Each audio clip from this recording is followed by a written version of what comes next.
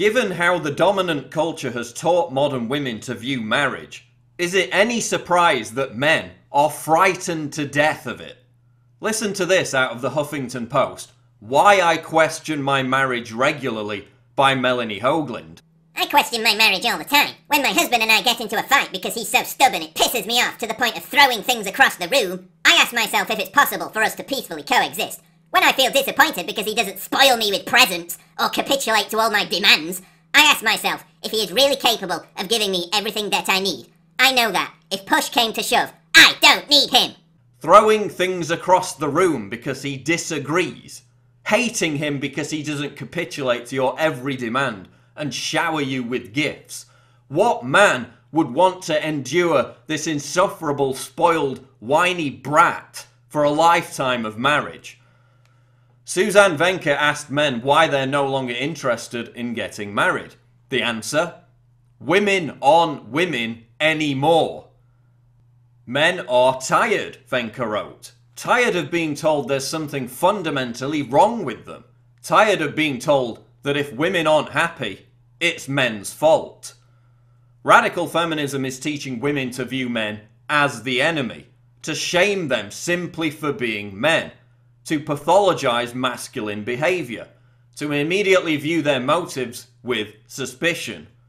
So is it any surprise that more and more men are checking out of marriage and relationships altogether and joining the sexodus? In a recent article, Catholic priest Charles Pope wrote, "In my mere 26 years of priesthood, I have seen the number of weddings I perform each year decrease from 35 to 5, and the average age of engaged couples increase from 24 to 31. Figures show that fewer young men want to get married than ever before. Just 29% of American men now see a successful marriage as one of the most important things in life. Since 1960, the number of married adults has decreased from 72% to 51%. Just 20% of Americans aged 18 to 29 are married, compared with 59% in 1960. Men are abandoning marriage in droves because none of the benefits it used to bring even apply anymore. Men once married for sex. Now sex before marriage is the norm, despite studies showing that couples who wait are significantly happier. The ubiquitous availability of porn also further diminishes the necessity for men to seek out a sexual partner. In the future, female sex bots will make actual women obsolete for some men. Men no longer need to marry to get guaranteed sex. Marriage was once viewed by society as a status symbol. Married men were held in high esteem. Now marriage is frowned upon. It's seen as something people do when they've given up on youth and abandoned fun and adventure. While the dominant culture will celebrate gay marriage all day long, heterosexual marriage is shit upon by endless portrayals of the drudgery of married life, the arguments, the claustrophobia, the loss of personal freedom. When in reality, numerous studies show that married people are happier and live longer than singles. Monogamy itself is also increasingly viewed as quaint, naive, or even pathetic and uncool. The disease of nihilism brought with it rampant promiscuity. The dominant culture, mainly through feminism, has made young men ashamed of their masculinity, stripping them of confidence when it comes to approaching women. This in turn led to the rise of player culture, or the game, which also treats monogamy with disdain. Onerous divorce courts and laws designed to screw over men have also made countless millions of men think twice before popping the question. The evisceration of traditional gender roles has also wrought a terrible toll, not just on marriage, but on male-female relationships in general. Men were once needed by women to be the breadwinners, and it's a role they happily embraced. The balance worked.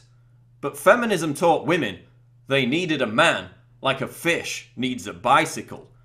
Now, for the first time in US history, the number of women in the workforce has surpassed the number of men. More women than men are acquiring university degrees.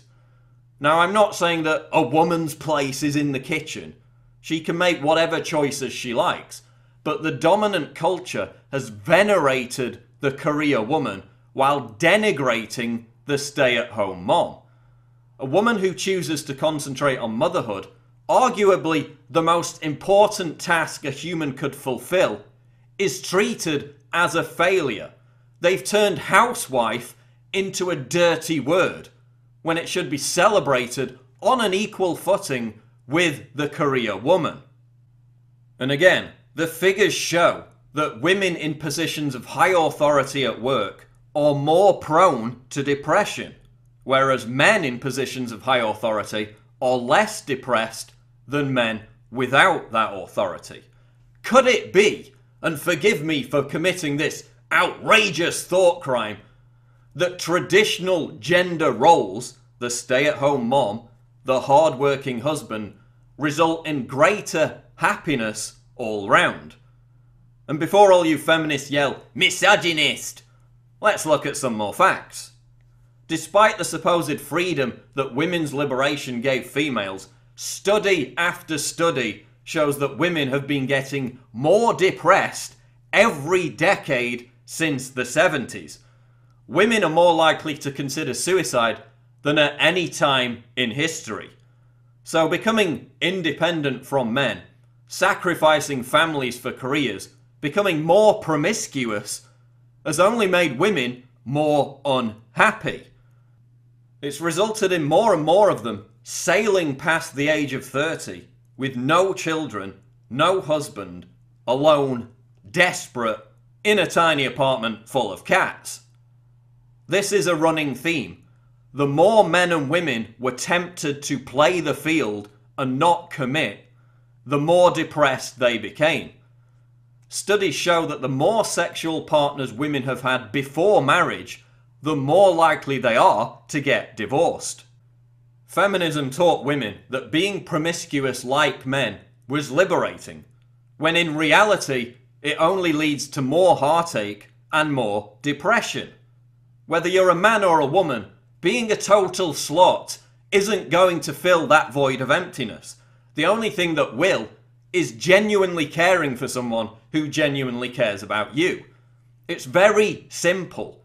Having an authentic, unbreakable connection with another human being brings contentment.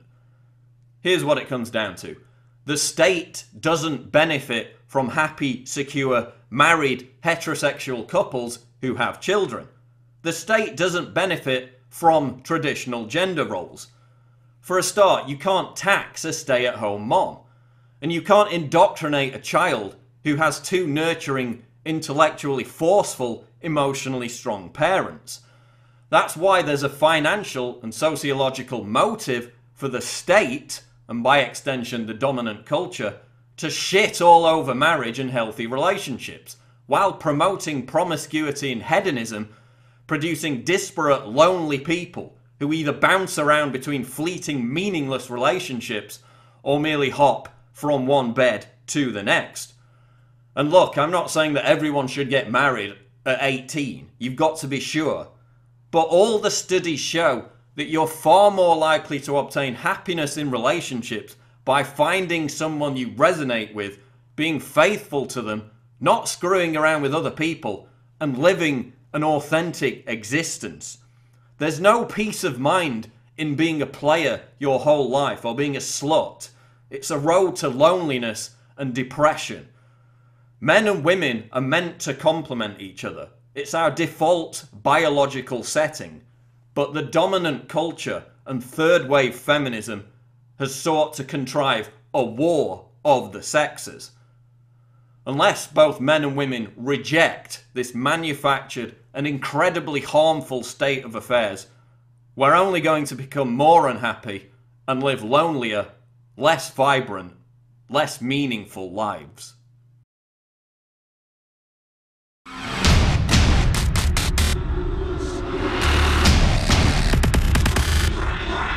Prečo?